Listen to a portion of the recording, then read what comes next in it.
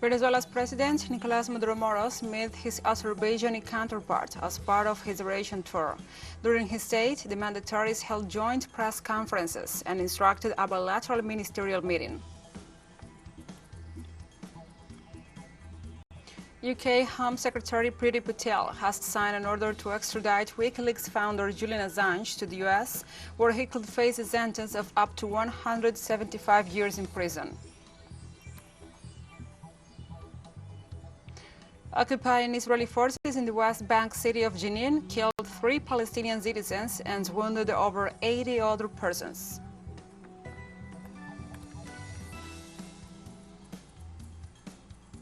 From the headquarters of TeleSUR English in Havana, Cuba, this is From the South. I'm your anchor, Gladys Quesada, and these are the news. On Thursday, Venezuela's President Nicolás Maduro paid an official visit to Azerbaijan as part of his Eurasian tour. During his stay, he honored Azerbaijani historical leader Heydar Aliyev, the president of the Bolivarian Republic of Venezuela, who pays an official visit to Azerbaijan, visited the Alley of Honors to pay tribute to national leader, the architect and founder of the modern independent Azerbaijani state, Heydar Aliyev. The Venezuelan president put a wreath at the tomb of the national leader. This is the 6th stop of the head of state during this Eurasian tour after he visited Turkey, Algeria, Iran, Qatar, and Kuwait. These working visits are intended to enhance bilateral ties, as well as cooperation in technology, oil production, investment, and other sectors to cope with the U.S. sanctions. On the sidelines of this visit, ministerial delegations from both countries discussed their common agenda and announced a broad telecommunications and transport project.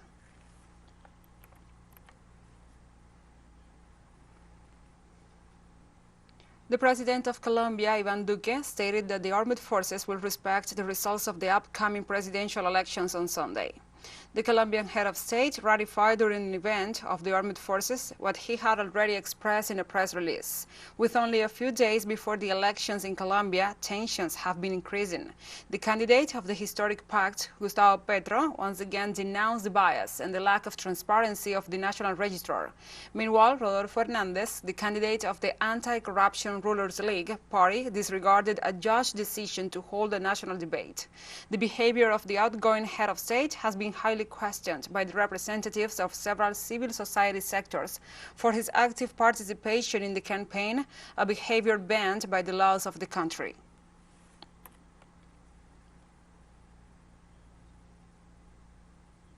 And the strike staged by the workers of the Mexican steel company ArcelorMittal came to an end. The company agreed to pay 10% of profits to more than the 30,500 employees.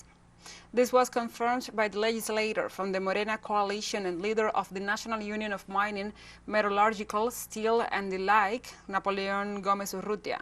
The leader said that the workers of Section 271 of Lázaro Cárdenas in Michoacán and the Section 305 in Ciudad Obregón in the state of Sonora have been finally granted their claim over 10% of the company's profits as it had been promised, after a negotiation process that put an end to the strike that began last Wednesday. Faced with the company's refusal, the workers accused the company of maintaining a position contrary to the policy of the current administration, which aims at benefiting workers.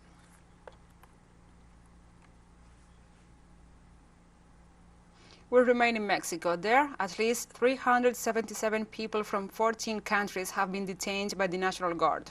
Several children were found in the group traveling in an overcrowded truck trailer in the state of Chiapas.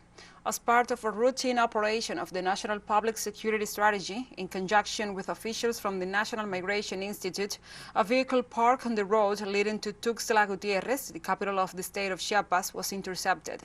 In their desperate escape from Tapachula, the asylum seekers from Bangladesh, Nepal, India, Yemen, South Africa, the Dominican Republic, Guatemala, El Salvador, Venezuela, and Cuba, among other nationalities, board vehicles, without any guarantee of their safety.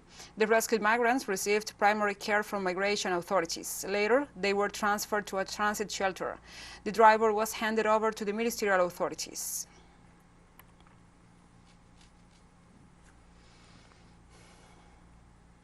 Also in Mexico, at least 8 bodies were found inside a clandestine grave located in a hill in the east part of the city of Tijuana.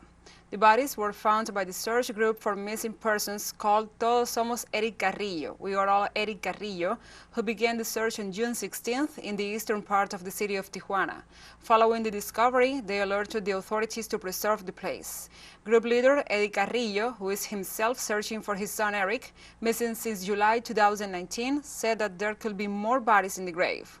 The National Guard and the State Attorney General's office are in charge of the area.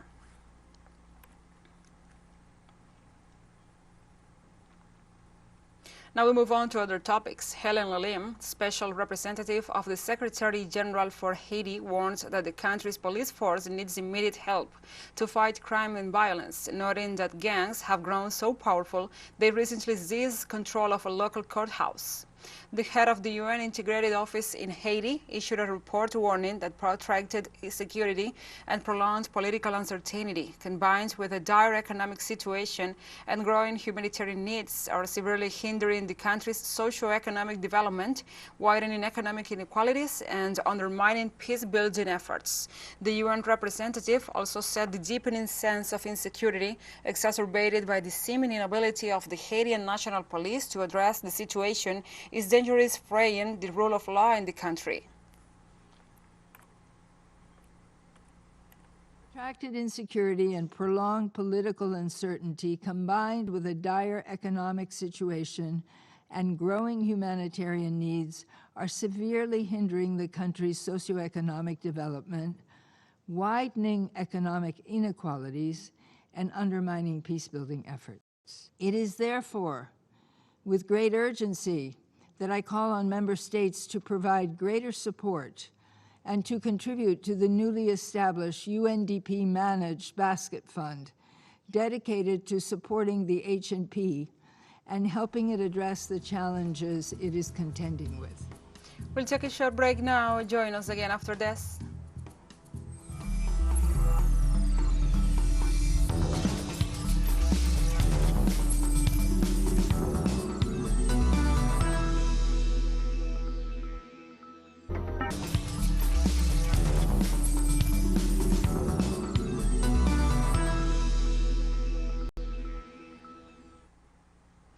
Welcome back to From the South. Civil society sectors in Ecuador calling for nationwide strike and mobilizations rejected the call for dialogue made by the President Guillermo Lasso and questioned the fact that at the same time that is threatening them to use the public force. Meanwhile, the protests and the repression that the head of state said in his speech did not exist are taking place in Cotopaxi in the center of the country. The platform, headed by the Confederation of Indigenous Nationalities, which includes unions, social and students organizations, responded to President Lasso. They ratified that the dialogue proposed by the head of state does not provide results, but threats. They also questioned that the president does not see the social, economic, and political reasons that forced the decision to hold a nationwide strike. The head of the Confederation, Leonidas Sisa, strongly criticized President Lasso for not seeing inflation, insecurity, and low wages as reasons for the social protest.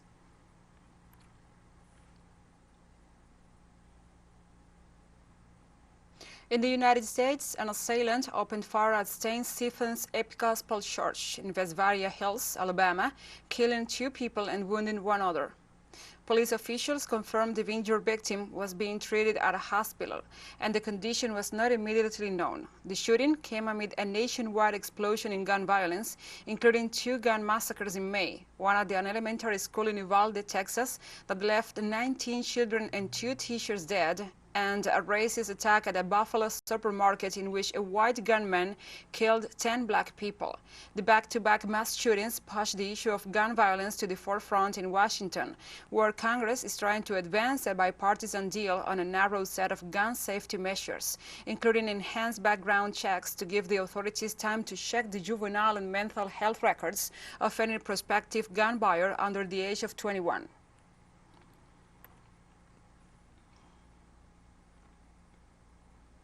United Kingdom Home Secretary Priti Patel has signed an order to extradite WikiLeaks founder Julian Assange to the U.S., where he could face a sentence of up to 175 years in prison. The case passed to the Home Secretary last month after the Supreme Court ruled there were no legal questions over assurances given by the U.S. authorities over how Assange was likely to be treated. While Patel has given a green light, WikiLeaks immediately released a statement to say it will appeal against the decision. Assange faces espionage charges in the U.S. and is wanted for trial. In 2010, Assange published military and diplomatic files exposing Pentagon atrocities in Iraq and could face up to 175 years in jail if found guilty.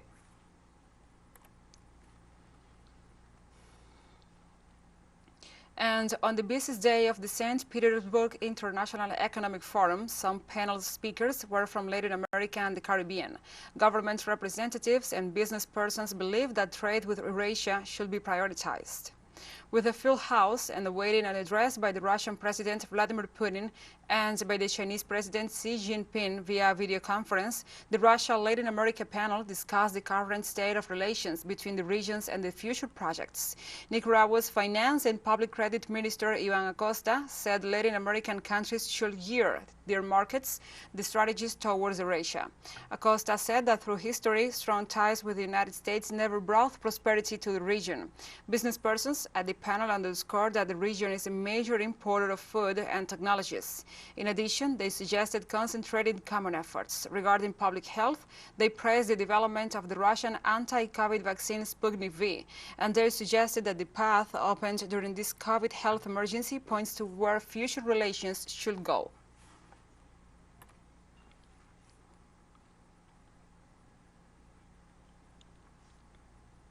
And a total of 17 major agreements worth about $4.5 billion had been signed at the ongoing St. Petersburg International Economic Forum on Friday, covering multiple areas, including manufacturing, medicine, and bioengineering. On the sidelines of the forum, Deputy Prime Minister Alexander Novak said Russia owns the capability to raise its oil exports, with the price expected to pump up after a temporary low due to supply chain disruptions.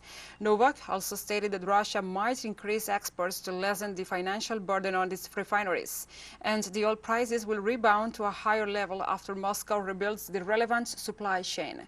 Meanwhile, the Minister of Agriculture, Dmitry Patrushev, said the Eastern European nation could see about 130 million tons of grain yields this year, enough to meet the domestic demands with potentials for export. The four-day forum, attended by representatives of more than 90 countries and regions, is scheduled to end on Saturday.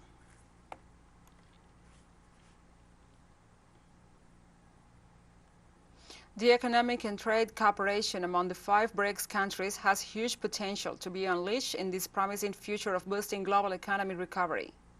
The sizable group of Brazil, Russia, China, India, and South Africa accounts of 23% of the global economy, 18% on trade goods, and a quarter of global foreign investment. In 2021, the gross bilateral trade volume between China and the other 4 Brics countries hit nearly $500 billion, achieving a nearly 40% year-on-year growth, twice the figure in 2016. Specifically, the Sino-Russian trade volume has nearly $147 billion, up by 35.8% year-on-year, and trade between China and India came to nearly $125 billion, the first time the figure had broken the mark of $100 billion.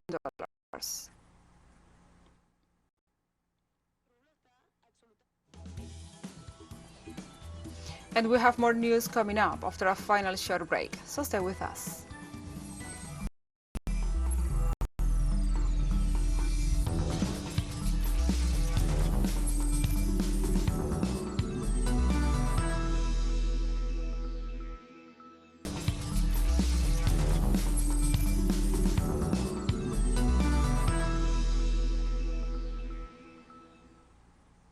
Welcome back to From the South. A deadly raid by occupying Israeli forces into the West Bank city of Jenin on Friday leaves 3 Palestinian citizens killed and more than 8 wounded. The Israeli army executed the 3 young men who were traveling in a vehicle in the early hours of Friday morning. Israeli special forces had infiltrated a neighborhood in the east of Jenin, from where they opened fire on the vehicle without saying a word or calling it to a halt. According to witnesses, Palestinian media reports violent assaults by Israeli troops have broken out in the Pentagon and in the region. The Palestinian executive and more recently the United Nations High Commissioner for Human Rights have called on the Israeli government to stop violence against Palestinian citizens. President Mahmoud Abbas warned last week that Tel Aviv's constant provocations could lead to a violent outbreak in the area.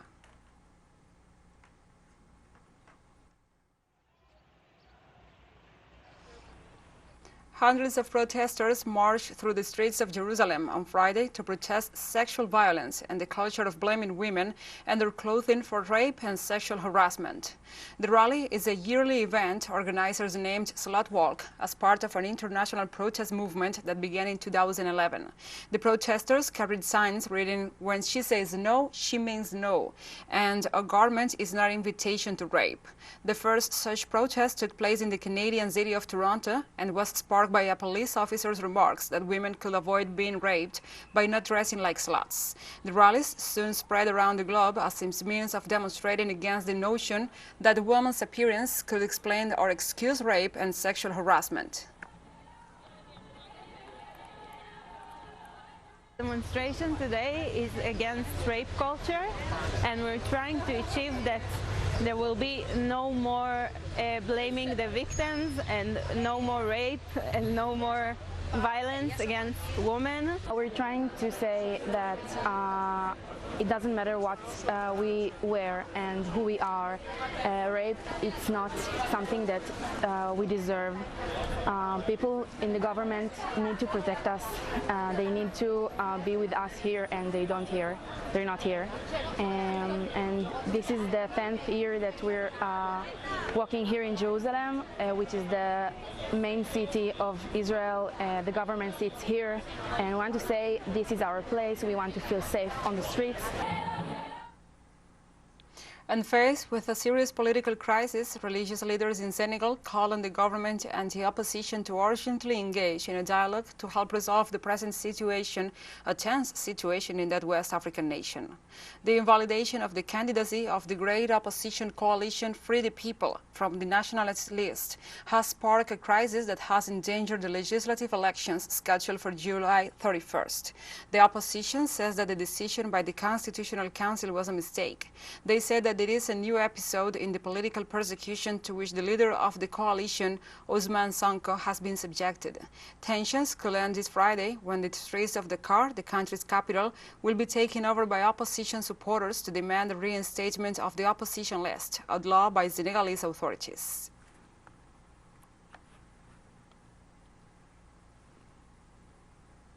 And the Zana Center for Strategic Studies in cooperation with the Folke Bernadotte Academy launched the Yemen International Forum 2022 in Stockholm on Friday, a platform for Yemenis to engage in in-depth conversations on the political situation, peace efforts, and the economy. With 200 participants, the forum brought together members of government, senior leaders from various Yemeni parties, politicians, activists, researchers, civil society leaders, diplomats, and international mediators. Sweden's Ministers of Foreign Affairs, Ann Linde, and the United Nations Special Envoy for Yemen, Hans Granberg, addressed the opening session. The Yemen International Forum came during the third month of a UN-sponsored nationwide truce. Plenary sessions paved the way for expanded discussions on challenges as well as the opportunities for a political settlement, economic priorities, security sector reform, governance, and the meaningful inclusion of women in peacemaking.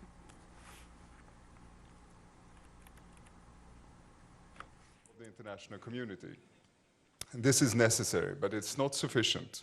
Yemenis and Yemeni leaders from across the country need to decide to give peace a serious chance. They need to envisage what peace will look like and the steps, but also more importantly, the compromises that need to be taken to get there. And I have to say that I'm also surprised by the commitment that the parties have shown, despite all the challenges, to see the truce holding so far. We know that it is fragile. Yes, it's far from perfect, but it is holding.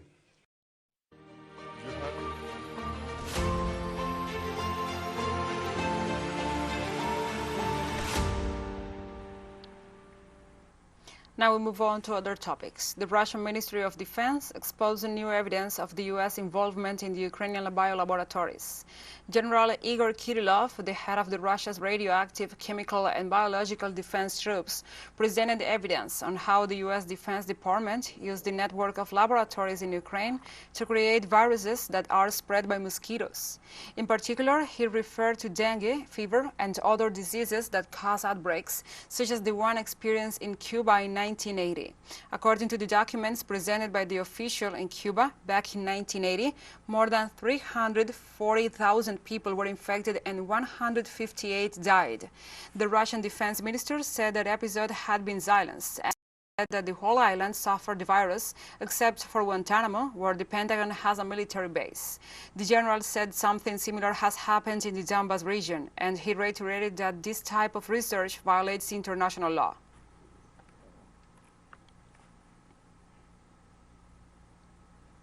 And TeleSUR expands its signal with new satellite parameters. Since more than ever, the world connects to us and our stories are being heard in other farther away nations.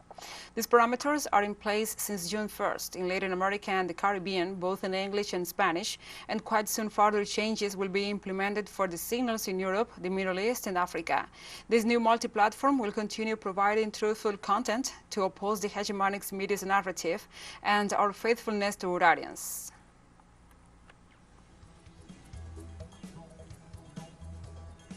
So we have come to the end of this news brief, but remember, you can find this and many other stories on our website at telesurenglish.net. And also, if you feel so inclined, please join us on social media for all the latest news. We are on Facebook, Twitter, Instagram and Telegram. For TeleSUR English, I'm your anchor, Gladys Quesada. Thank you for watching.